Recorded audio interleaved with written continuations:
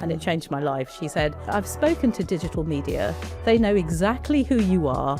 They're incredibly impressed. Could you start on Monday? I love technology, and as I said, I got my first computer when I was 5. I am as digital native as you can get. By the time that we were in 1996, I was talking about the future of the internet, and it just didn't arrive quickly enough for me. I can't imagine another man on that team would have been told, you need to dress differently. No. Everything that got me to this point, I needed to cast off and almost, as I said, retrain, start again. Once you get to that first piece, don't just say you've made it. Keep challenging yourself.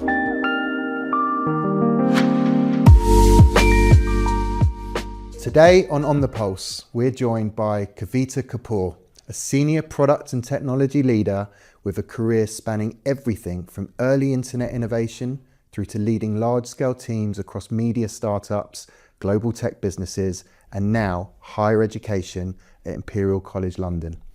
What's fascinating about Kavita's journey is how early she was in the evolution of the internet herself, building websites in the mid-90s, working on search engines at the same time Google was emerging, and then carving out a leadership path across organisations in the BBC, Channel 4, Just Eat, and now Imperial College London. Her career is anything but linear. It's shaped by curiosity, resilience, and a willingness to back herself, whether that's pushing for a role at the Olympics, transitioning into leadership, or driving cultural and product transformation in complex organisations. Today, we're going to unpack that journey, the pivots, the leadership lessons, and her perspective on where product, AI, and technology are heading next.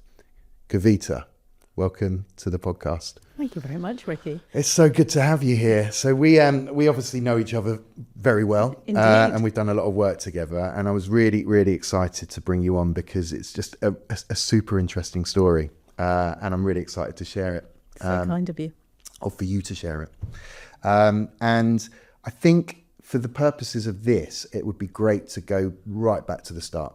Right back to Let's the start. go all the way back. All the way back. Because I like the fact that your career really started in a world that looks very different to today. So different. And yeah, being in the early internet era and becoming a senior product leader. So yeah, when you were getting back at the time. Can I go all the way back? Okay. I got my first computer in 1979. Wow. Yeah. Do you remember the make and model? I still have it. It's a Sonic games console. And okay. Yeah, I was 5 years old. Pong? Yeah, we had Pong. Nice. It was just brilliant. And and so when I got my first programmable computer, age 12, an Acorn Electron, because obviously good parenting, they wanted to. I remember going into a store and my dad just teaching me 10, print hello world, 20, go to 10, and immediately doing that at school the next week and getting told off. It was brilliant. And it hooked you from then? Yeah, I think that control, that ability to be creative and, manage, like you could make the computer do something that you wanted it to do. It just really excited me. So when you were starting to get into the workplace, what did you envisage your career being right at the beginning? That's so fascinating. I did an undergraduate in business IT because I'd passed an A-level in computing, and that sounded like the way to go.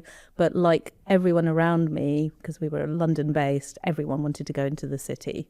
So I actually did my stockbroking exams, as you do when you graduate. But on the side, and just before that, in my last year of university, I built my first website. It was one page.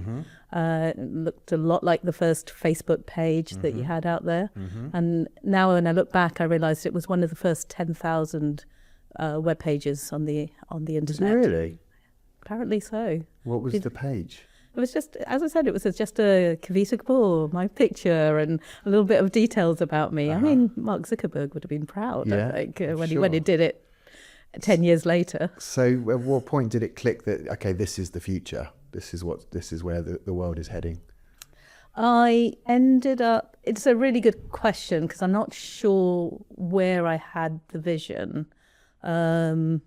But I do remember that by the time that we were in 1996, I was talking about the future of the internet, and it just didn't arrive quickly enough for me. But I knew that we would be buying things, and selling our own things. I knew that we would be transacting and doing banking and all of the positive things that came with the internet. I kind of could see that in the mid-90s. But remember, we didn't have the programming languages to do it at the time. We just had HTML. I mean, remember, my first page there was no color on HTML back then. So my first web page didn't actually have any color on it. Incredible. So does it still exist? No, but sneakily, I don't think so. I'll check it out. I think I've got a 3.5 floppy disk somewhere that's probably got it on there. Nostalgic. So Silicon Valley, I know we talked about this. Gosh, yes. Tell me, how did that come about? What were you doing in Silicon Valley and in that period of time? Yeah, so by the time, as I said, I'd somewhere in the mid-90s, I'd figured out that the internet was the future and that I really wanted to be part of it. Greenwich University had the first masters in internet technology in the UK. So I went and did that. And 6 months in, I got a phone call from a recruiter, and they said, there's this company in Silicon Valley, could you do document management system? I was like, young, naive, and I was like, sure, I could do that. And so I ended up working for this organization outside San Francisco, and it was as Silicon Valley as you could get, full sales calls where you ended up in Hawaii. We were flown out to San Francisco a couple of times a year. My clients spanned, so BP up in Aberdeen through to the city. And so I was doing, I was on planes constantly doing Control-Alt-Delete type things, but, and doing a little bit of programming for these clients. But it was manic and just a lot of fun. And so good times, I'm sure stuff that maybe didn't quite align in terms of you. Tough. I mean, when you look back, I'm still a little bit shocked about how bro culture it was. I read Brotopia recently, and I was like, tick, yep, that happened to me, that happened to me, that happened to me. They would tell me how to dress for clients. They would, which today, No. I'm really pleased that it isn't the case today. We didn't stop. That was one of the things, right? So if you're working around the clock, they wouldn't give you time off. They really didn't expect. They would expect you to be on a call with San Francisco at 10 in the evening and in Aberdeen 9 o'clock the next morning. And you just had to fit your life around that, or no life. I don't want to go too much into ethnic minority, female, jetting off to Silicon Valley in the 90s, but that must have been a hell of a different experience maybe to what the world is like today, you would hope. And did you ever feel that? I'm not sure I felt it back then, I have to say. I think back then, I genuinely thought that we were all equal. That sort of if you look at the studies that come out, I think most people think that, most women and men think that as you're going early career, it only really transpires when you start trying to get into C-suite and that middle part of your career, that you really start realizing quite how much rubbish you put up with at your early points. But now I look back, I think, I don't think I can't imagine another man on that team would have been told, you need to dress differently. No. You need to, and it was actually the length of my skirts that they were interested in. Yeah, maybe it was just a given. Oh, okay. Yeah. And at the time, it was more of a norm to even hear that language. Yeah. You wouldn't dream of saying it now. Exactly. In the workplace. Yeah, and I think, and I was thrilled when I moved on to working with British companies. I moved on to BBC and Virgin Media as they were my clients, and it was really gratifying to be in a much more English workplace where people were just a little bit more civilized about those things. And the BBC was your first kind of more product-led role, right?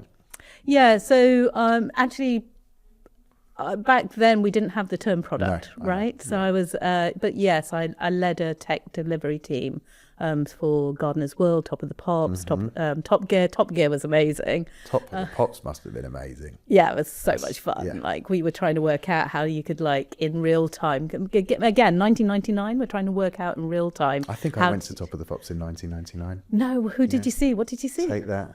Oh no, Boyzone. That's it was brilliant. A Christmas special. Christmas special. Yeah. Well, I probably worked on that. Absolute institution. That's so cool that you worked on that. Okay. It was so much fun. Yeah. And we were in TV Centre. Yeah. And again, Wormwood. hard in Wood Lane. And we were, hard drinking culture, but just you felt like you were trying to, you were changing the world, because we were one of the first. The BBC was like leading the way on how web would be delivered in the UK. And we were, we had that internal politics. Were we as good as news, or were we as good as the main? There was 3 factions within the BBC that were pushing to have their content up, and we were BBC Worldwide, so we were the commercial piece. Yeah. So we were seen as a sort of lowly child of everything else, but it was just, really intense. Some of my favourite people come from that period of my life. So that was first role within project delivery type. Yeah, position. So it was my first move out of consultancy into client side delivery. Yeah. And yes, absolutely. And from there it was sort of building website after website. So and getting bigger and bigger on each transaction. Because when we've always spoken in the past, one story that always sticks out to me is the Olympics, right? Big brand on your resume, LinkedIn profile, however you want to look at it. And what I love is the story of how you got yourself in there. Yeah, I feel very embarrassed because every time people do a SoundCloud and anything I've ever said, it's Olympics and London 2012 comes up really highly. I think I say it all the time. Yeah, I'm really proud of that too, because I really wanted to work for them. So after the BBC and Channel 4 television, I'd freelanced and I'd done a few startups and built out all sorts of things. And I was really proud of the work I'd done. I'd built a pre-YouTube, pre-Facebook platform for the BAFTAs. And I was looking for what do I want to do next. And every time I looked at it, the Olympics in London had just been announced as I was sort of exiting that startup. And it was like, this is what I want to do next. I absolutely want to do this. So I basically spoke to everyone in town. Every time I had a coffee, I'd say, so do you know anyone at the Olympics? Do you know how I can get in? And a friend of mine happened to be consulting there, so he noticed there was a role for me, and I applied from that role. The person who interviewed me, I met him and I wasn't sure that we had the vibes. I didn't get round to the second round. Later, I was talking to another recruiter and said, this is what I want to do. I want to work for the Olympics. She said, I have no contacts there, but do you know this one person? And I was like, yeah, he interviewed me. And she was like, why aren't you having a coffee with him? I had a coffee with him. Again, the vibes were pretty poor. I was like, not sure about this. And then about a month later, I was having a coffee with somebody and said exactly the same. Really want to work for the Olympics. He said, oh, my wife's actually got a delivery there. She's working marketing and she's struggling to get 7 games out. So 7 flash games out in 3 months. She needs some help. And I said, I'm your woman. The next morning, he introduced us. I went off to play tennis. As I came off court, I got an email from her saying, oh, that's great. Could you send me your CV? All the usual stuff. Maybe we'll organise a coffee in a few weeks' time. And then I picked up a voicemail and it changed my life. She said, oh, I've spoken to digital media. They know exactly who you are. They're incredibly impressed. Could you start on Monday? I was just bonkers. And it took a little while for the paperwork to come in. They got me in on contract and then gave me a job and transformed my life. But I just think it's just so much about just tenacity, persistence, resilience, not necessarily always taking no for an answer and just going for what you want. It's just a lovely story. And then in terms of what that particular role did in terms of your career trajectory, what? Yeah, I think I'd got to sort of CTO kind of level in very small startups, things that I was investing in, et cetera, or I could lead tech delivery teams. Yeah. But actually, when they offered me the permanent role, they said, we need a senior product manager. I was like, that's great, but actually there's this thing called product coming. They wanted a project manager. They wanted a project manager. And I said, and we're not doing projects. Yeah. This is a pure play product where we're doing feature release every week. Yes, we've got this one big event that we have to have everything ready for. But actually what we're trying to do is build momentum. And at that point, we were trying to get kids into sports. Yeah. So we were co-creating products with children in schools, which was just mind-blowing because what the kids wanted was not what our marketing department wanted. But, that was another story. And so I convinced them to give me the job title product manager. And from there, that propelled me into C-suite after that. So that a number of us, I had a pick of suppliers after the Olympics that said, come and work with us. Yeah, because 2012, product's still an emerging role. Yeah. And I guess from there, what were the kind of triggers for you that made you start to think, okay, leadership, that's something that I'm enjoying and that I'm now going to continue to pursue? I think I had, I don't know if lucky is the right word, but I think I'd always gravitated towards leadership within the roles I'd had before. Partly because I can, I really enjoy taking technical, I am incredibly technical, but I really enjoy making that accessible to non-technical people. And if you think about the noughties and the late 90s, that was exactly the skill that you needed back then. And then product allows you to basically add a value add to that, the sort of business lens to it that says, yes, I can make your button green and I can put it on the right-hand side. But actually, if we move the button to being exactly where you need it to be, you're going to make 10% more on all of your sales.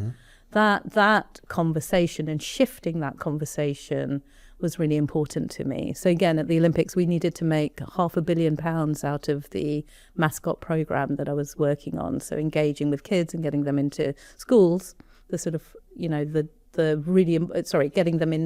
getting the schools engaged with sports was really important, but quite difficult to track and to incentivize. And obviously something that the government continues to do today to see what the impact of that investment is.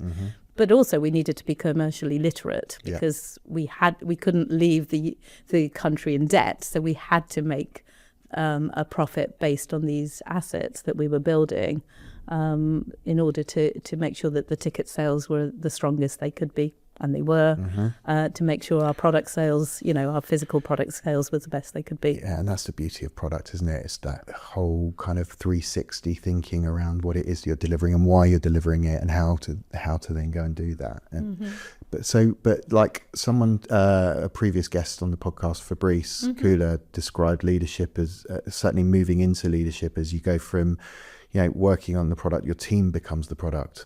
Yes. So like how... I'm going to be honest with you. Away from the kind of the weeds of the decisions and the delivery into managing people and getting them to a point of delivering. Talk us through that and how that lands for you. Yeah, no, it's really interesting. And when I reflect on it, I'm not sure that initially I enjoyed the step up to C-suite as much as I wanted to. I made it hard for myself. I decided to go and live in India and run teams in Dubai, Delhi and Singapore, a challenge I'd never done before. I'd done a lot of offshore. It was an innovations agency called Iris. They had actually designed the mascots for the Olympics. Okay. So this was the opportunity to sort of continue working with them. And so I had the challenge, I had the cultural challenge of these very diverse teams. And then I had the C-suite challenge of being the only woman in the locale working at that level. Right. So I think I've had to learn the hard way. And actually I've had to learn in 3 ways. I've had to go back to basics and go back to the books and say, what are the leadership skills that I bring? What are my strengths? What are my weaknesses? What are my blind spots? And I've had to do that in every role I've had over the last decade. But I've also realized that I have a leadership style that is unique. It's very compassionate, very authentic. And the more authentic I can be, the more results I can deliver. And I like having fun. Yeah. I do not like to be in a serious workplace. I like to have fun. Yeah. And I, even in the stressful moments, I want to be in a world where we can make a joke about it or feel a camaraderie that we're in this together because we're still smiling. So do you think that there's this isn't a loaded question, but could it be said that there was an element of authenticity and what you believed you should be when you moved into that role versus what you truly were and how you lead now? Would you say that there is a stark contrast between that? Yeah, I had some feedback a little while ago. I think it was at Just Eat, which is that I was brought in to transform and to bring my authenticity in, rather than what is my natural ways to absorb the culture that's around me and try and reflect it back to people. And do you think that was shaped by the Silicon Valleys and the corporate world? Absolutely. And then taking all of that and believing that this is, as a female in a leadership role, this is how I need to be, yes, but not necessarily in the most effective way. Absolutely. There's a book that's called, which has a great title, What Got You Here Won't Get You There. And I think the moment that you get into that leadership position where you're directing and not doing, it is the moment to use that sort of ideology of like, actually everything that got me to this point I needed to cast off and almost, as I said, retrain and start again and look at my core skills again. So when was the first opportunity you felt that you were comfortable in that role? I think the first time, that's a really good question. I think each role I've had at C-suite level or director level recently has given me a different tool in my armor. So I ran, I was chief operating officer for Microbit. We got kids into programming. So the BBC had given this device to every 12-year-old in the country, every 13-year-old in the country. So 1 million devices. And I had the opportunity to grow that worldwide. So we went from 20 countries to 60 countries, 1 million to 4 million devices worldwide. Really exciting times. And I think having a small organization of about 30 people and leading them, I felt there was a moment where I sat back at dinner and I turned to my then CEO. We had a rotating CEO situation at the time. Sat next to him and said, I feel really this is where I need to be. And leading from this spot. So I do remember that moment very, very liberating. Very, yeah. That's great. I mean, it hasn't been linear, and I think that's come through in so many of the conversations that I have. I know there was a period of time where you were a startup founder as well, right? Yeah, I've always been fascinated by founding, and so I think for at least 15 years of my career, I've always had a side project hustle that sometimes becomes my main gig, depending on how successful it goes. Yeah. So yeah, I've got a whole raft of them that I can tell you about. Work out martial arts, something in the future. So martial arts, I love running a club. So I run a small club in central London. Yeah. And I use all of those skills to promote.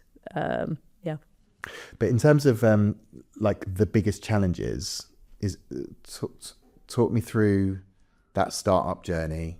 And so I think the biggest challenge as a female founder is that back in the day, the numbers were only 2% of women worldwide got investment. So that was back in the times I was trying to get investment. And the other was that, people of colour are also disproportionately impacted, which is one of the reasons I wanted to live and work in Asia, to see if that would open up more doors for me. Did it? Yes, my network definitely changed and allowed, culturally, I'm incredibly middle class and come from a family that's incredibly proud that we're middle class. But what middle class is in Asia is very different to what middle class is in Europe. And it does open a lot of doors. I mean, there's always setbacks. I think, I think that over the years, I've definitely had to leave organizations where the culture was moving in a direction that I was unhappy with, and that I can name that in a couple of spaces. I find organizations that really just want to exit with a big capital bonus. So Just Eat has just been acquired, for example, and we were pushing to that point, and I helped them with that. I did some consulting with Fig Leaves just before they were sold. I find those periods where the stress is just off the level, and the only reason you're doing it is to make more money for a group of people that you may or may not have any affinity for, the most difficult of the challenges that I've faced in the last few decades. Being at Imperial, where what our job is to deliver science for humanity and ensure that we are enabling some of the most innovative research to be brought into the fore, just allows me to really feel like it's worthwhile coming to work every day, even if what I need to do at work is help someone put a green button on the right-hand side. I feel like I'm still contributing to change in humanity, rather than those organizations that are driven by just pure profit, and then what's the exit rate. And that was a conscious decision. It's a real conscious decision. So it was Just Eat into Imperial, wasn't it? Yeah, that was a real conscious decision. Just Eat. I started my poor boss at the time, I think I started at our probation review and said, I'm not sure I like this culture very much, where this is all we do.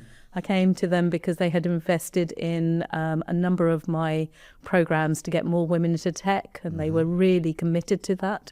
And we'd done some great work in Berlin and in London and so from the outside, it just looked like the right role and the right location for me. But once you're in the inside and you're doing product delivery and everything is numbers driven, you kind of feel sort of,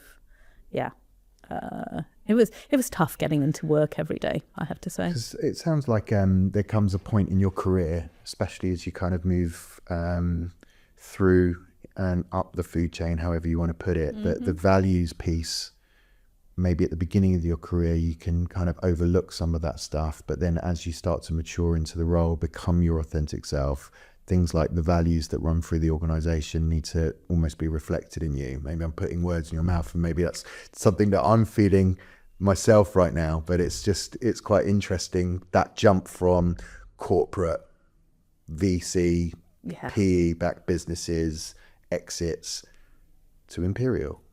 When talk me through that transition, like when you arrived at Imperial, what was it? And it'd be interesting to explore what it's now becoming. Absolutely. So one of the things I was really conscious about is if I was going to do something that was values driven, like Imperial, I didn't want to do a transformation piece. I think that's quite hard with older organisations.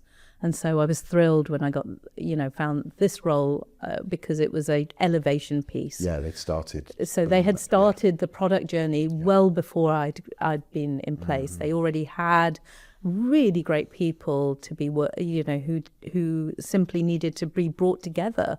And most of my first 3 months of my role was going, did you talk to that person? Have you spoken to this person?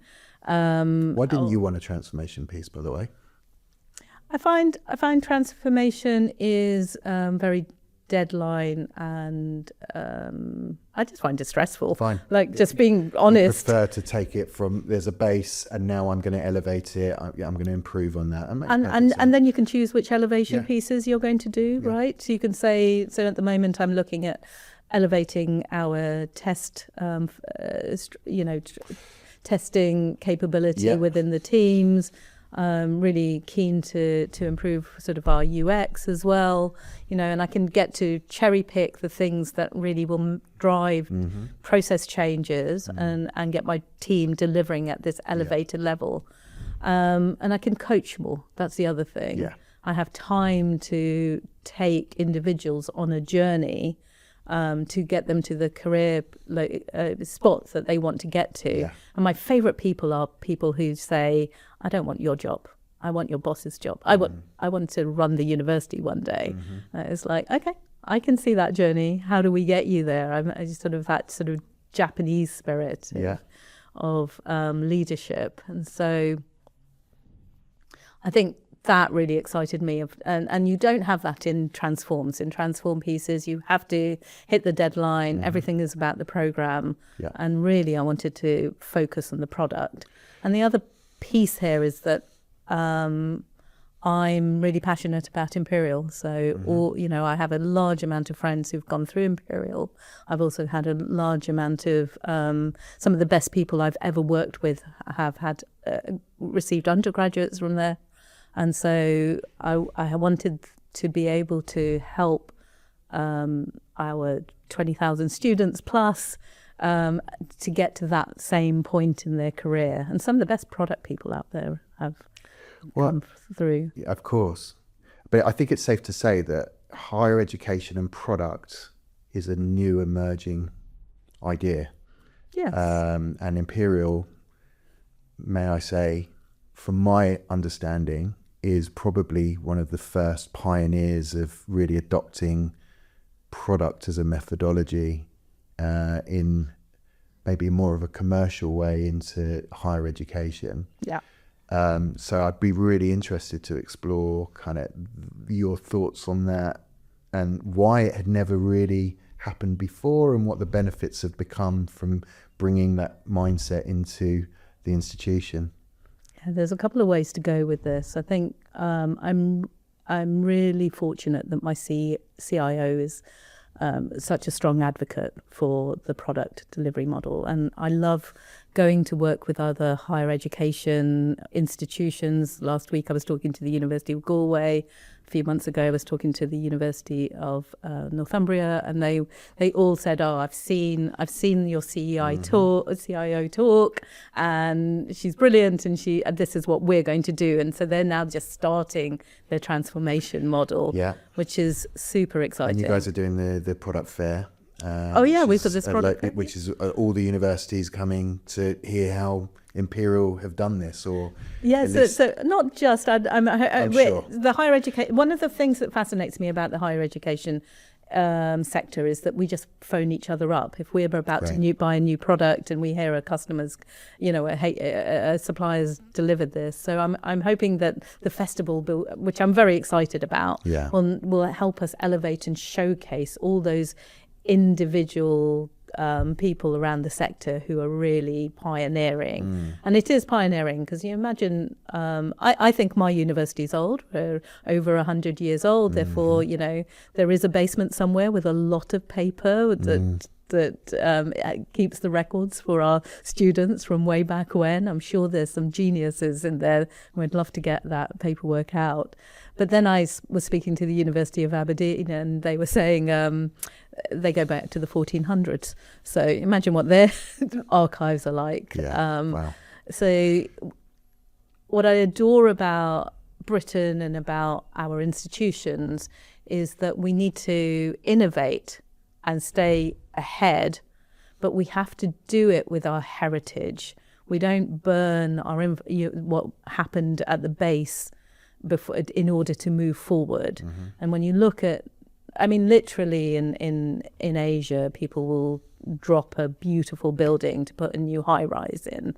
And if you look at Silicon Valley, that's exactly what they want to do. They want to come in and take the old organization, drop it to the ground and disrupt it, this sort of disruption culture. Mm-hmm. That doesn't work here in Britain, and it certainly isn't going to work in the higher education sector. We need to be cognizant of our heritage and what we do really well and have always done really well, which is to educate the world and educate, this particular university is number 2 in the world, just behind MIT. Yeah. We need to stay innovative. We need to ensure that the students who are coming through are on the zeitgeist of what they need to be learning. And our digital infrastructure that we provide to them should just be seamless and friction-free. So talking of friction-free, product, ideas, wider vision on what's going to work, why we're building what we're building versus stakeholders who want something. Yes. How does that work in the organization, and what challenges has that kind of brought up? So one of the things I've had to really get my head around in the first 18 months is how the product model has to be adapted to higher education. Universities that have Royal Charter or any charter are run by governance boards. So if you look at the charity sector, you look at the NHS, and you look at higher education, we all have the same challenge, which is, and boards are, let's face it, let's be frank, the worst way to make any decision, especially when a product decision, especially a product decision that you want to enable your teams to deliver on. So what we've started looking at is the sort of run, grow, transform pieces, and sort of the classic product framework, and empowering our teams to be able to do their run operational work without any interference from the outside, and really understand when the boards play a really strong piece in the governance of what we're delivering. So we've now separated out those sort of pieces, but what really caught my attention here is how we need to work in a structured way to be able to deliver growth elements of it, or new feature requests. And what we do is we work with Workstreams. So we create these boards, and in a traditional traditional charity sector, these would be subcommittees. Yeah. But here at Imperial, we call them workstreams, Yeah. which is fine. And within that workstream, we co-lead them. So we co-lead them with a digital product person and a person from the business, whichever part of the business that might be property, it might be advancement, where we're trying to do fundraising. It might be pre-enrollment, where we're trying to get students to apply. We co-lead those streams, and underneath that, we then deliver. We have the squads that we need to deliver the different products that might be needed for that work stream, and we break that down by the student life cycle journey or the colleague journey. There is a third group of people that we need to think about, because we need to also gauge the wider community. If science is for humanity, the rest of humanity is also in there. Not a small task for a product company or a product group, but those two, if we stay really true to the student and colleague journey, and restructure this way, we're seeing lots of dividends. We're recruiting at the moment for our colleague journey, so we're looking at finance and people, And you can see the rest of the university beginning to look at us and go, okay, this is the model that will work for us. None of those 4-year transform, waiting for the product to turn up and it never quite meets my expectation because I've dreamt something far advanced of what it is. So in a world where you can build anything, like how do you know what to build? Yeah, it's a great question. I think actually having limited budgets actually helps in that. Okay. Yeah, so we have to be really cognizant of what we're building and whether it's the right value. Because it's not monetary, right? It's not like ROI. Obviously, you want to be attracting your students and give the students a great experience. Yep. But it's more about experience, isn't it, than the money. And impact and how many. Yeah. I think. So what drives those decisions and projects that you take on versus project that you park in a limited budget?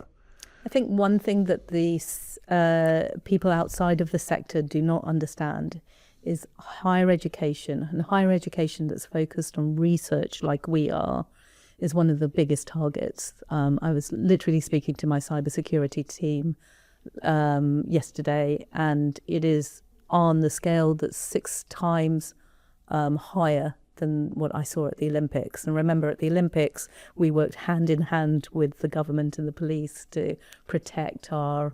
Well, I'm really surprised. Why? Well, exactly that. We're doing research that changes humanity. And Yeah. if you can get your hands on some of this before the commercial world has and monetize it. Yeah. So that naturally goes higher up the priority list. Exactly. Yeah. And we're an institution. We saw what happened to Marks and Spencer's. That's and we saw what's happened to the Co-op. These are national institutions that we're proud to have and have worldwide visibility. Obviously, it's a target. Cyber. Have to talk about AI.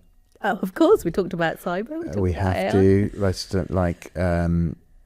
It's been a topic that we're just covering across the show because it's on everybody's lips, and it's really interesting to hear about leaders in our industry's perspective on what's going on. I think what I'm particularly interested in is AI through the higher education piece and what lens you're looking at it through, and what initiatives you think are going to have a positive impact. Before I do that, what I think I want to share with you is that one of the reasons I work at Imperial is because in 2018 and 2019 I was working with young people who were saying that they were going to go to university to study AI, and I kind of was incredibly skeptical. Yeah, I was like, why are you going off to learn about what I would rather call machine learning? Yeah. What's happened in the intervening 20 years since I studied it that makes it more important today? And so I challenged myself in September 2019. I actually did the MIT boot camp. Yeah. And I only managed to get through a day and a half of the sort of online learning piece. I wanted to rewrite every piece of code I'd ever commissioned or written for the last 25 years. What, after a day and a half? After a day and a half of learning machine learning, I just, there were startups that I had bashed my head against the wall trying to, handcraft some of these that now I could write in 2 lines. And I was just flabbergasted about just that. And so what I had envisaged in 2019 hasn't really come to fruition. What I had envisaged was that from the infrastructure up, we would rewrite each of the platforms that we were building on. So if you imagine, we know that quantum will come in a few decades' time. I think it's a decade away, but that will rewrite the zeros and ones on the ground level. You then have the operating systems, and we haven't seen that yet, but I think the operating systems will need to be re-enhanced. And now I talk to you, I need to go off and do some research and find out who's doing that piece of work, because I think the underlying code base that talks to the assembler, which talks to the zeros and ones, will change. But we don't operate at that. We're talking about product, and we're talking about the software that sits on top of that. And that, I think, can be, pre-written, but won't be accurate enough. In the same way that we use LLMs today, it can do so much. And then at some point, we still want human validation. Yeah. And I think that we've seen this with the no-code journey. Our applications, I still think, will need that human touch to avoid the canny and valley or process that you end up with when you speak to a machine or interact with a machine a bit too long. Everyone's saying, not everyone, many people that I speak to are saying the same thing. Especially in contrast to the doom and gloom that you hear, but just it's enabling a lot more in ways that we never thought we could. But that human understanding of it and able to utilize it, that's where the winners will be in terms of career paths now, people who are adapting to it and allowing it to help them to make them better, right? And I think that is a slightly different lens as we start to learn more and more about what it is and how it can positively impact what we're doing. Yeah, but remember, Ricky, we think of AI in the modern world as LLMs, right? And that isn't AI, in my opinion. Okay. And so the definition of AI for me that I want to hold on to is that it basically replicates the human entirely. Yeah. So eyesight, hearing, LLMs are just the verbal writing piece that we've got, and it can probably do voice pieces.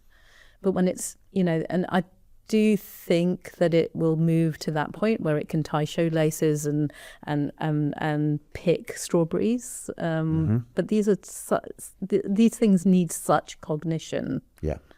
And we haven't yet understood. We haven't yet developed to the point that I think it's true AI. If you go back to Turing's paper, and again, Turing's paper is in the building next door to us at Imperial, just to make that point. That's cool. What he said was that mathematically, anything that could be mathematically modeled, so any automation can be mathematically modeled, and we're not at that world yet. Yeah. It's coming, but we're not there yet.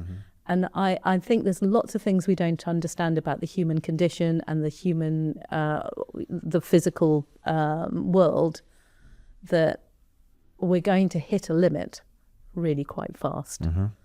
But this isn't AI. LLMs aren't AI. What we need to do is start looking at those people who are working on what's next. The robots. The robots, beyond robots. The robots are coming. But how's it changing the role of a PM today? It's a great question.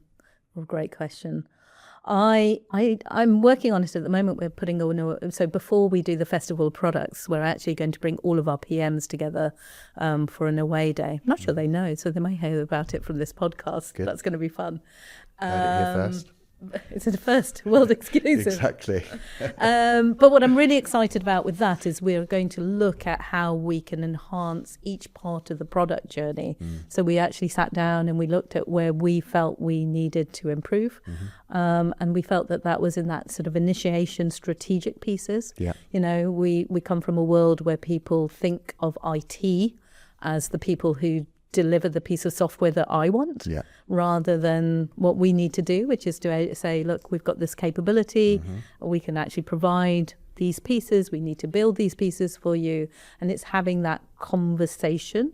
And I think we can use creative PMs, which I would say I was in that bucket of being a creative innovations PM, to be able to articulate better the business cases back to our colleagues who want us to be more delivery focused PMs, and be able to put those cases back into boards where, it's quite daunting for a junior PM to write a board paper, for these vice provosts who've had incredible careers and are in the newspaper every day with their latest innovations. So we want to be able to write for impact. So I think that's going to help us.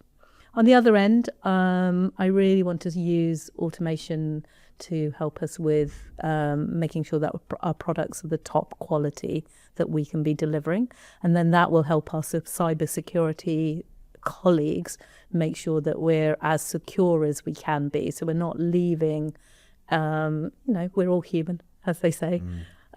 So we're not leaving any back doors in. We're not unexpectedly going too fast and making problems for ourselves. So do you believe that it's moving towards fewer people doing more or more opportunity overall?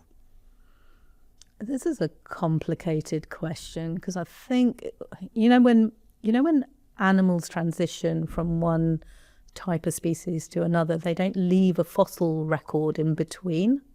And I think that's where we are in that evolution of how we used to do product delivery and run agile teams previously, and where we're going to get to once we've embedded the LLMs and the current types of AI that we have into our work process. And so I think we're in that experimentation stage. And I'm not sure which experiments are going to actually land. I really don't, which is probably why I keep coming to work, right? But to answer your question directly, I feel like the real impact will be on product will be where geopolitics goes, where the higher education sector will go, and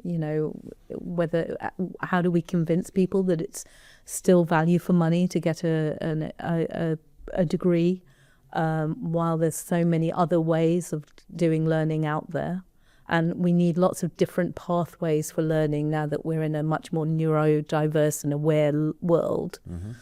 So what if we can get that correct, then there will be absolutely a need for great products and for our teams to grow.